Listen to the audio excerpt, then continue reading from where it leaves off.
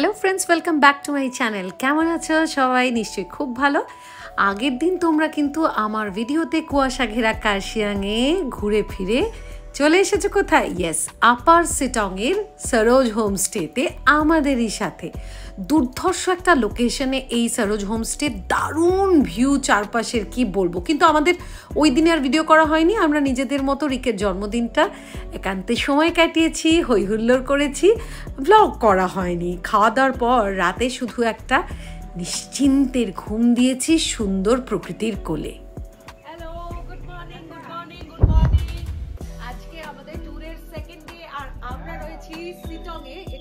আপার সিটংয়ে সরোজ হোমস্টেতে দারুণ একটা জায়গা।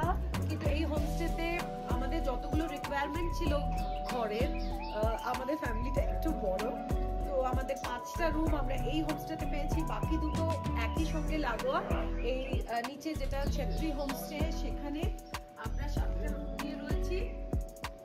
দারুণ জায়গা, অসাধারণ সিনিক বিউটি। বাট পাহাড়ের ওই যে একটাই মজা আছে না, কখনো মেঘ কখনো বৃষ্টি, রাত থেকে ঝেপে বৃষ্টি হচ্ছে, আর ওইদিকের পাহাড়টা মোটামুটি ক্লিয়ার হচ্ছে, এদিকে ফগটা চলে এসেছে পুরোপুরি ঢাকা।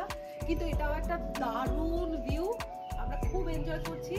এবার আমরা এই হোমস্টে থেকে ব্রেকফাস্ট সেরে বেরিয়ে যাব। আমাদের দুটো গাড়ি দুদিকে যাবে, একটা চলে যাবে দার্জিলিং এর 7 পয়েন্টস কভার করতে, আর আমাদের গাড়িটা ওই তাকদা, অর্কিড গার্ডেন, মংপু এবং আরো কয়েকটা স্পট ভিজিট করে দার্জিলিং যাচ্ছি। তো বেরিয়ে যাব এই হোমস্টে থেকে, কিন্তু মনটা একদম চাইছে না।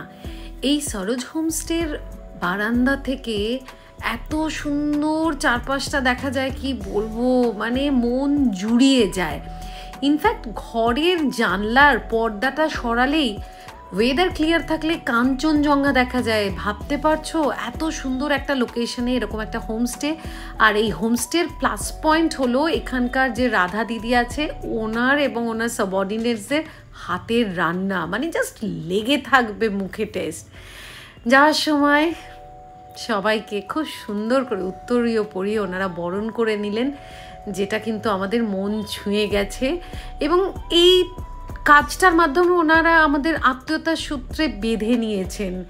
আবারও আসবো এরকমটাই আমরা মনস্থির করেছি। আর যাওয়ার আগে অবশ্যই সবাইকে, মানে সরোজ হোমস্টের সঙ্গে জড়িত সমস্ত মানুষজনকে অনেক অনেক ভালোবাসা এবং শুভকামনা জানিয়ে এসেছি। আর কি, সময় শেষ, আমাদেরও এগিয়ে যেতে হবে। বন্ধুরা, তোমরা কিন্তু আপার সিটংয়ে এই হোমস্টেতে গেলে অন্তত 2 দিন হাতে রেখো, এটুকু রিকোয়েস্ট করব। ভীষণ ভালো জায়গা।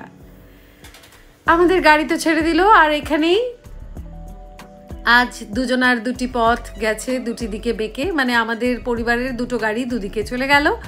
দার্জিলিংয়ের গাড়িতে রাজারা, রানারা এবং সাহেবরা ছিল, আর আমাদের গাড়িতে আমরা ছিলাম দীপেদের সঙ্গে। আমাদের আজকের প্রথম স্পটটা হলো যোগীঘাট। রিয়াং নদীর ওপরে এই যোগীঘাট ব্রিজটা কিন্তু খুব সুন্দর, মানে ফটোজেনিক একটা প্লেস। এখানে অনেকেই দেখলাম আমরা ছাড়াও গাড়ি থেকে নেমে নেমে বিভিন্ন পোজে ছবি তুলছে এবং রিলস বানাচ্ছে। আমরাও একটু আধটু চেষ্টা করলাম সবাই মিলে এই জায়গাটাকে ক্যামেরাবন্দি করে রাখতে। কি সুন্দর নিচ দিয়ে এই রিয়াং নদীটা বয়ে যাচ্ছে। এরপর আমরা যোগীঘাট থেকে এগিয়ে চললাম এবং আমাদের পরবর্তী গন্তব্য হলো মংপু রবীন্দ্র ভবন। হ্যাঁ, ইতিমধ্যে কয়েকবার দার্জিলিং এসেছি বটে, কিন্তু আমার রবীন্দ্র ভবনটা যাওয়া হয়নি কোনো না কোনো কারণে। তাই এবারের বাকেট লিস্টে এইটা ছিল মাস্ট ভিজিট প্লেস। কবিগুরুর স্মৃতি বিজড়িত এই মংপু রবীন্দ্র ভবন আমাদের এতটাই টাচ করেছে, কি বলবো। তার স্মৃতি বিজড়িত বিভিন্ন সামগ্রী, আসবাবপত্র সব কিছু দেখে স্পর্শ করে মনে হচ্ছিল যেন কোথাও একটা অনুভব করতে পারছি কবিকে নিজের হৃদয় থেকে। এই মংপুতে শোনা গেছে 1938 থেকে 1940-এর মধ্যে কবিগুরু 4 বার এসেছিলেন এবং বেশ কিছু বিখ্যাত লেখা এখানে বসে তিনি লিখেছেন, যার মধ্যে অন্যতম হলো ক্যামেলিয়া। এবং মৈত্রী দেবীও মংপুতে রবীন্দ্রনাথ এইখানে বসেই লিখেছেন। আর এই রবীন্দ্র ভবন থেকে বেরোনোর সময় দেখো কিছু ভালোবাসার মানুষজন চিনতে পেরে কাছে চলে এসেছেন এবং তাদের সঙ্গে আমাকে ক্যামেরাবন্দি করেছেন। এই উষ্ণতা আবেগটুকু সত্যি মনকে ছুঁয়ে যাওয়ার মতনই। রবীন্দ্র ভবনের আশপাশটা অনেকক্ষণ ঘোরাঘুরির পর বেরিয়ে পড়লাম, আর বেরোতেই এই ট্রি হাউসটা চোখে পড়লো, যেটা খুব ইন্টারেস্টিং। আমি এর আগে ডুয়ার্সে একবার ট্রি হাউসে থেকেছি, কিন্তু এইটা বেশ অনেক উচ্চতায়, লম্বা গাছের ওপরে, খুব ভালো লাগছিল। আর মংপুর রবীন্দ্র ভবনের বাইরে কি আছে বলো তো? সিঙ্কোনা প্লান্টেশন হয় এখানে। ম্যালেরিয়ার যে ওষুধ কুইনাইন, সেটার উৎস হচ্ছে সিঙ্কোনা গাছ। সেই সিঙ্কোনা গাছ পশ্চিমবঙ্গের মধ্যে সব থেকে বেশি উৎপাদন হয় এই জায়গাটাতে। এই গাছ দেখার পর আমাদের আবারও বেরিয়ে পড়া, এগিয়ে যাব। কিন্তু আজকের ভিডিও এ পর্যন্তই। দেখা হবে খুব তাড়াতাড়ি এই ভিডিওর পরের পার্টে। আজকের মতো টাটা।